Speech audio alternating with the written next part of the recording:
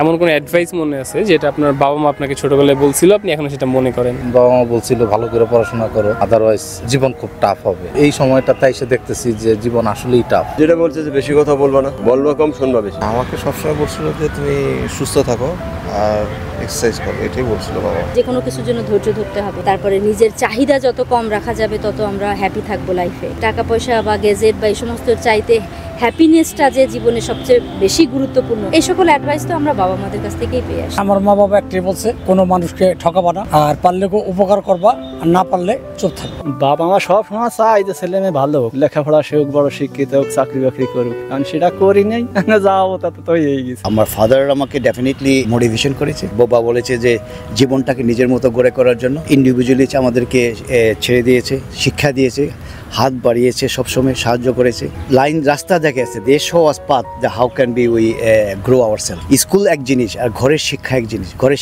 ভালো শিক্ষা পেয়েছি বলে আজকে আমরা ভালো শিক্ষা আমার সন্তানদের দিতে পেরেছি। বাবা মা আমাদের সময়টা বাবা মারা তো শুধু লেখাপড়ার অ্যাডভাইস দিত। হ্যাঁ, আমার মা তো, এটা তো বলা যায় না, পার কথা না, সবার কাছে মা তার বেস্ট। বাবা মারা আমি দেখিনি, খেয়াল মনে নাই। আমি ছোটবেলা আমার 3 বছর বয়সের সময় মা বাবা মারা যায়, তখন পরের দূরে আমি মানুষ হয়েছি।